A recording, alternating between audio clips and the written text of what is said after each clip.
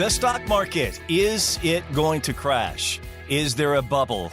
My name is Jeff Miles. This is Next Chapter Living, planning your retirement story with financial advisor Steven Sabo. First of all, Steven, man, how are you? I'm doing well, Jeff. I'm doing really well. Things are going well. We have some beautiful weather here in Pennsylvania right now, so I'm not complaining about that. It's a little warm, but I won't complain whenever we have nice weather. We get a lot of rain and cloudy days, so I'll take it. I'll tell you, though, when you talk about the heat right now, I know a lot of people are thinking about the stock market with how hot it has been over the last couple of years. I know that there's a lot of people that probably see the stock market and they're like, I didn't think it was going to do this. I thought it was going to level out like 2 years ago.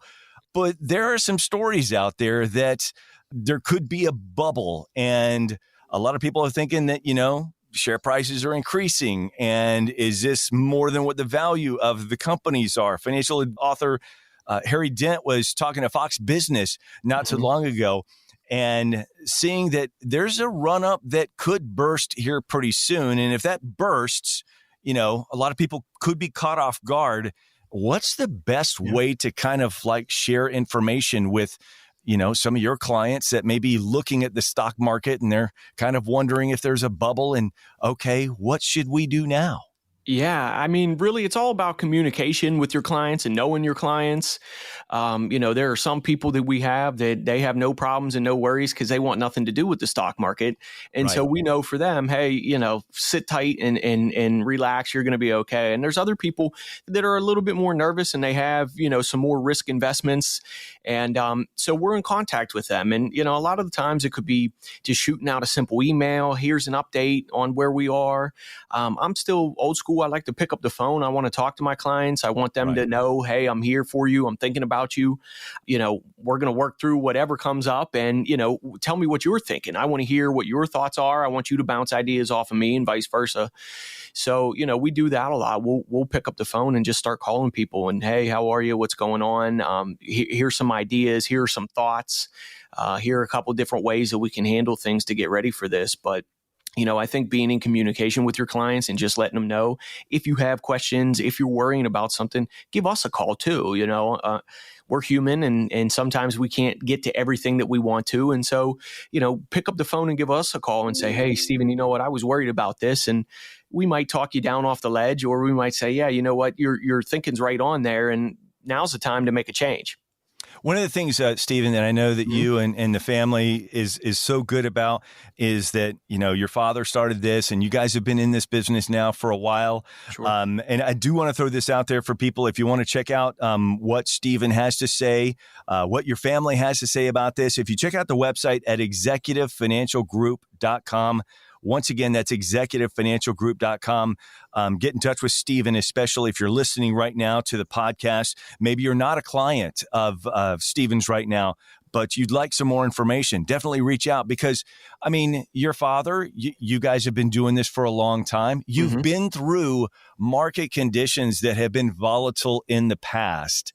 Sure. So we know that experience is there for you to kind of share over the years. When did you guys start again? Like 1984, right? Yeah, 1985 is whenever. 85, okay, yeah. Yep. And so when it comes to talking to people about these kinds of situations, when you look at the stock market, there's a lot of people. You can turn on any news channel right now.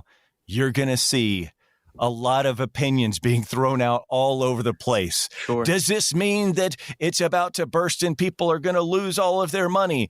Well, no, if you don't get in now, you may miss out on the huge run up afterwards that happens.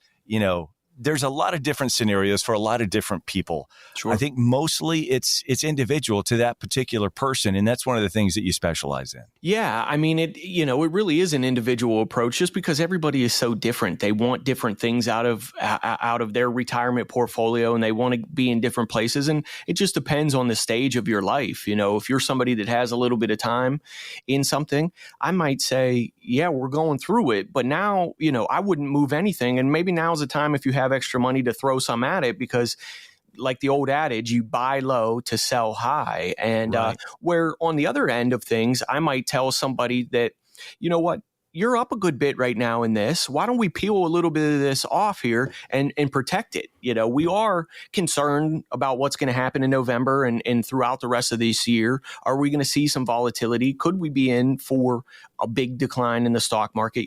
Maybe now is the right time to take some of those gains and protect them. So can we move something to the sidelines, or can we do, we try and employ something here called protection rotation.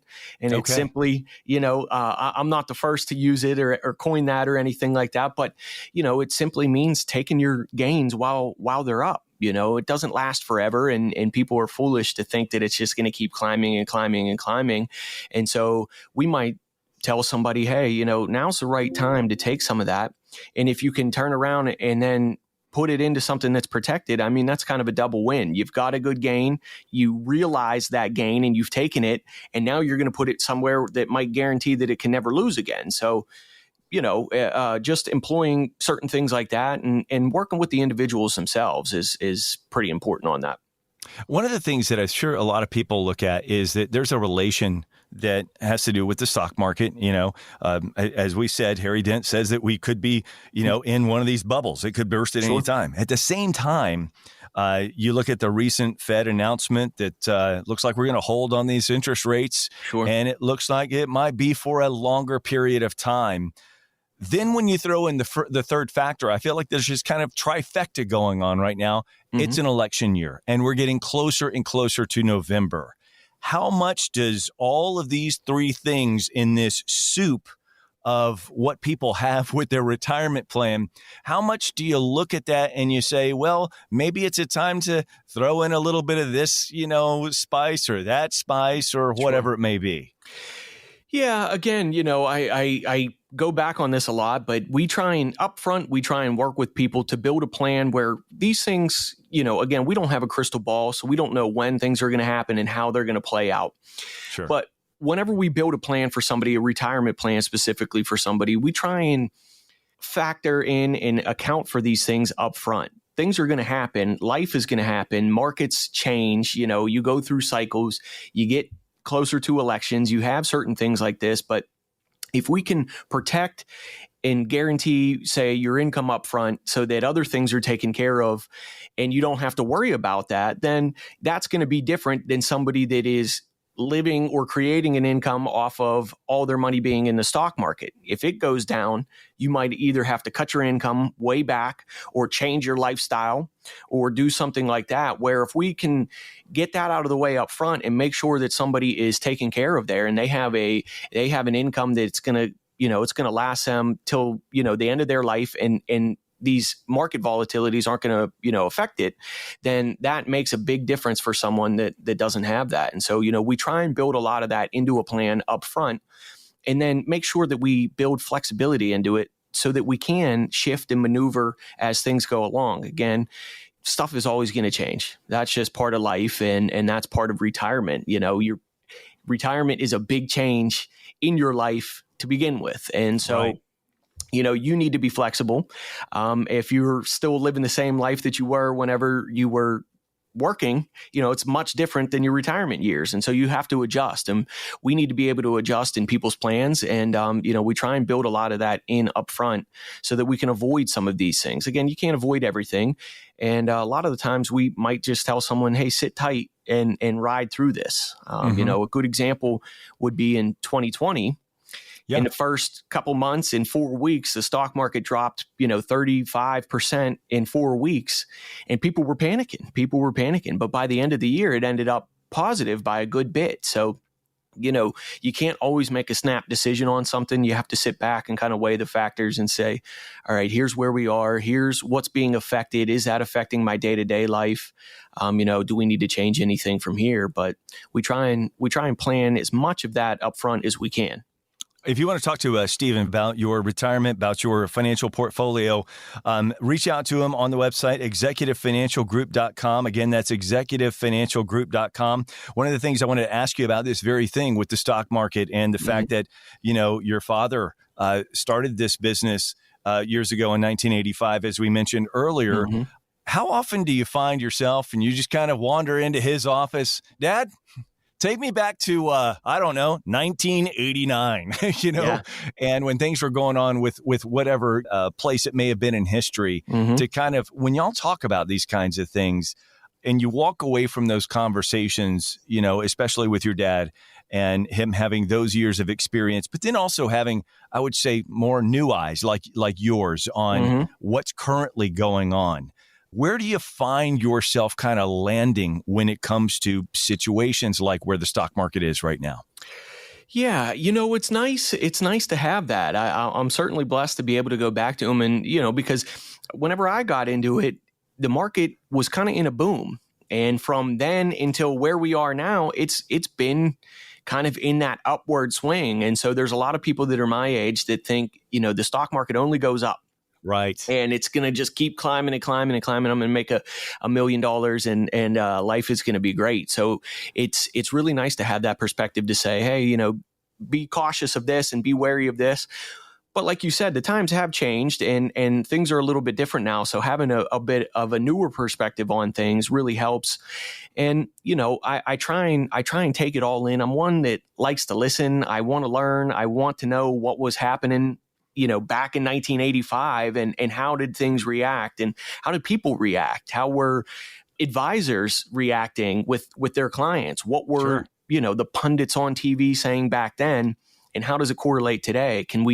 History repeats itself a good amount. Doesn't mean it's going to be the same, but you can get a good understanding and a good idea of, how I should handle something based on events that have happened in the past. So. Well, one of the things that I want people to listen to right now is the idea that instead of maybe spending all of your time watching whichever network you want to watch, because you're going to get lots of different opinions from all of the different networks, whether they are a financial-based network, maybe they're just a news-based network, does not matter. You're going to get lots of stories. Sure.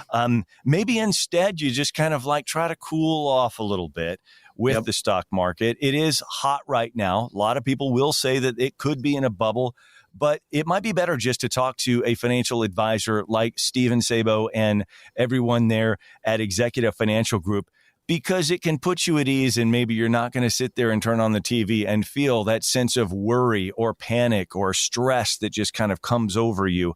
And I can tell you, Steven, just from talking to you, and I'm sure your father is much the same way, that walking away from the conversation at least will put things in perspective, that you can create a plan with whatever could be coming our way. Because, Steven, you mentioned this a few times, none of us have that crystal ball. Sure.